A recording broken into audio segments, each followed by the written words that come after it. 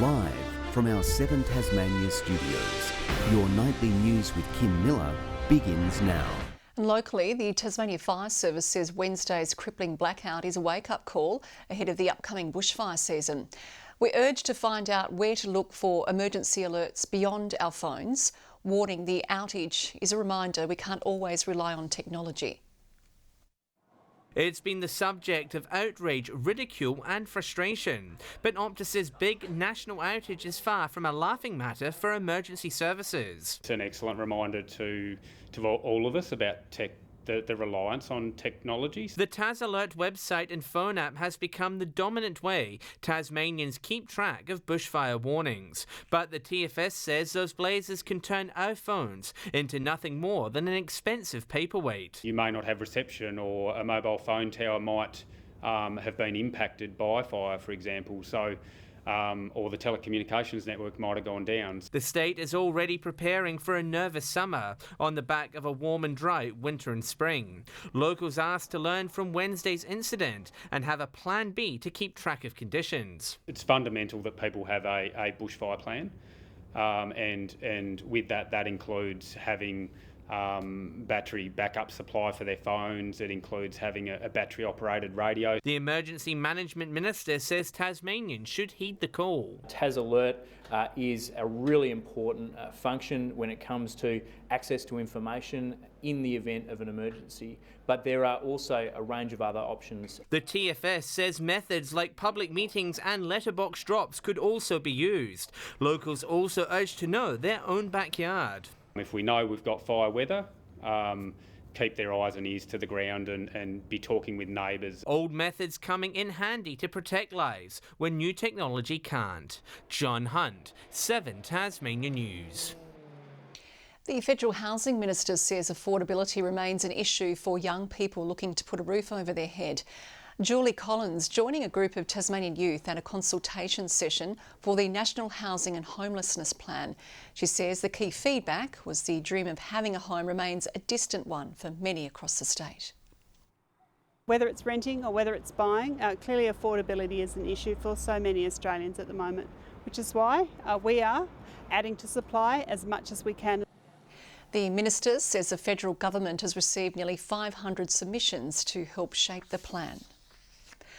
Labor has accused the state government of falling behind on a key election promise from 2021 to employ 100 new TAFE teachers over 4 years, claiming the organisation's annual report cites just 26 over the past 2 years.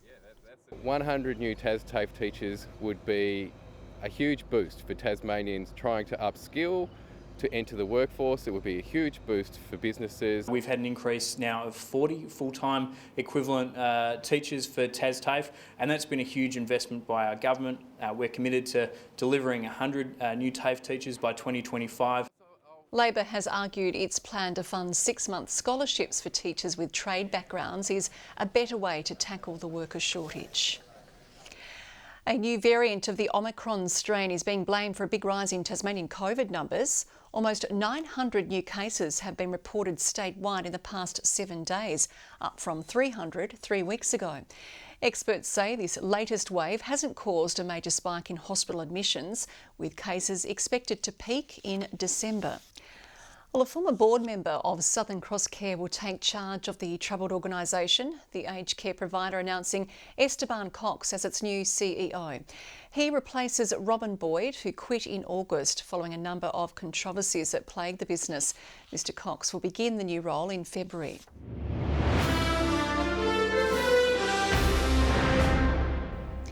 Bridgewater residents say people power has won after yesterday's confirmation the Greenpoint Medical Centre will remain open. Community members joined by local MP Jen Butler to celebrate the announcement, which comes after weeks of campaigning.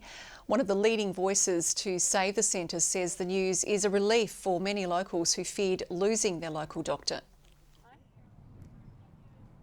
We all stood together to get where we needed, and everyone is just absolutely over the moon. When a community gets together to get what they want, then they will fight tooth and nail to get what they need.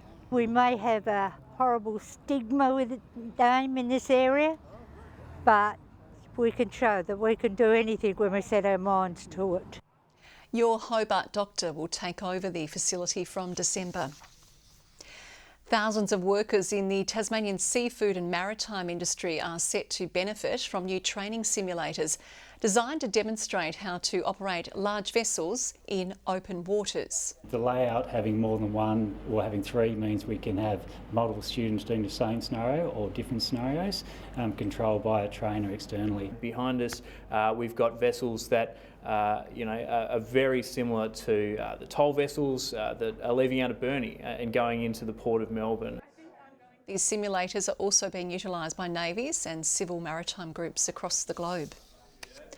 Hobart Council is calling for another cash splash to see a hydrotherapy pool built at the Hobart Aquatic Centre. Many advocacy groups are backing the call, arguing it's about accessibility and improving the health of all Tasmanians. It's a service many take for granted, but these groups say it's essential for their health. We've recently had facilities closed around southern Tasmania that offered really good hydrotherapy services, and all those people are displaced at the moment. Hobart City Council's calling on all levels of government to double their funding inputs for a hydrotherapy pool at the Hobart Aquatic Centre. All planning approvals are finalised, but growing construction costs means the project is lacking $7 million. Compared to many other sporting facilities that are getting top-up funding around the state and other projects getting top-up funding, these are not huge numbers. Autism Tasmania says it's about access to sensory-safe facilities for the 1 in 4 Tasmanian families impacted by autism.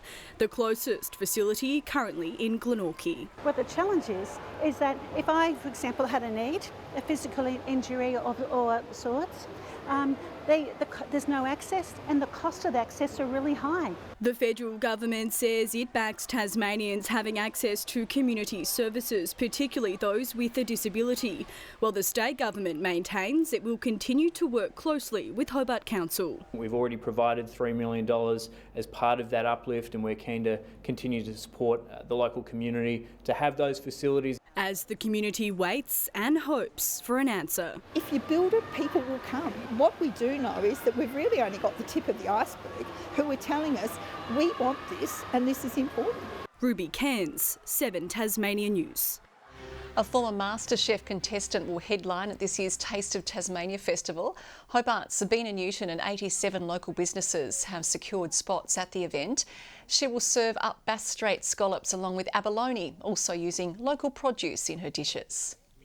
Spent my summers on the East Coast, so I know all of the ingredients really well, and I can't wait to be showcasing the best of the ingredients. 25 of our 88 store holders are new, so for people coming to the taste that come all the time and for visitors, there's a lot of fresh, great new produce. The festival has a regional Tasmania flavour with more than a quarter of stall holders based outside Hobart.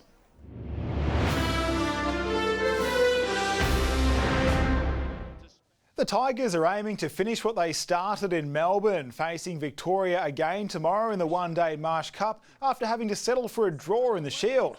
The skipper is hoping for a bit more life out of the pitch at UTAS Stadium. Expect our guys to come out and play, that fearless brand of cricket that we want to do, and hopefully the wicket is conducive for that. And if it's not, then I know we've got some pretty high quality bowlers in our lineup this week too that can find anything in that wicket.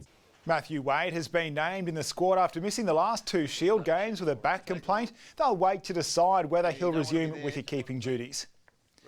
It's been confirmed Will Magnay will play his first game of the season, returning from a foot injury in time for the Jack Jumpers away match against the Adelaide 36ers tomorrow night. The centre has been sidelined since going down while playing in Spain during the NBL off-season. Magnay, of course, says he's keen to return to the court. Motorsport legend John Bowe is preparing to hang up the keys to his Tirana for the final time as he drives his penultimate race in the Touring Cars Masters at Bathurst this weekend. Mount Panorama is familiar turf for the Devonport boy, who's powered himself to 2 Bathurst 1000 victories.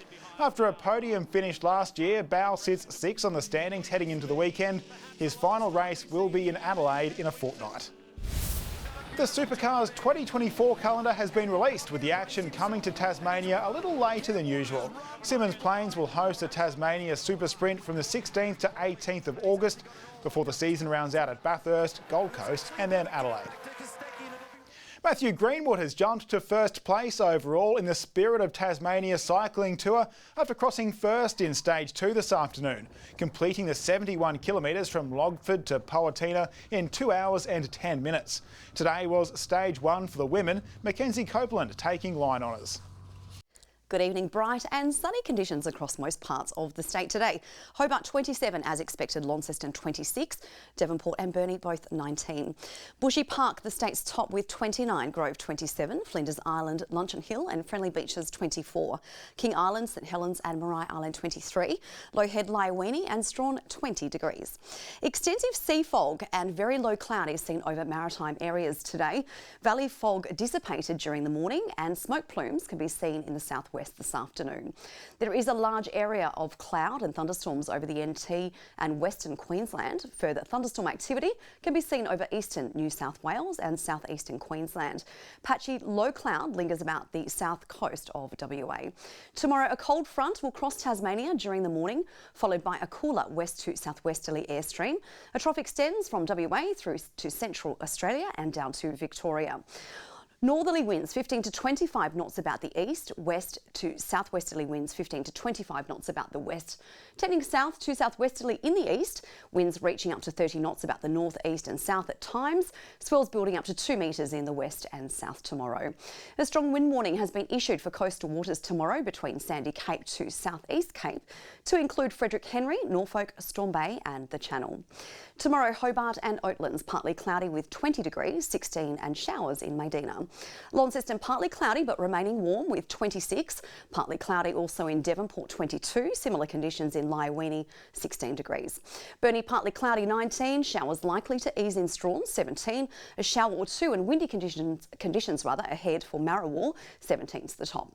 Partly cloudy to the east, St Helens 26, 25 in Swansea, 22 for Orford. Sunday, showers about the west extending to southern and central areas during the afternoon, then contracting to the west in the evening. Monday, fine apart from light showers about the west and far south. Tuesday, showers about the west and south, easing during the morning with isolated showers developing about the northeast during the afternoon. Taking a look now to mainland capitals, much cooler in Adelaide tomorrow, but mostly sunny 24. Winds easing in Melbourne 25, 32 and mostly sunny in Canberra. Also mostly sunny in Sydney, but becoming windy with 29 degrees. Currently, Hobart, there's a bit of cloud hanging around, much the same in Launceston 22 and similar in Devonport with 18. If you're looking for something to do this weekend, the Zen Gem and Mineral Fair is on. Good idea. Thanks very much, Kaya. That is all your news for now. Thanks for joining us this week. Good night.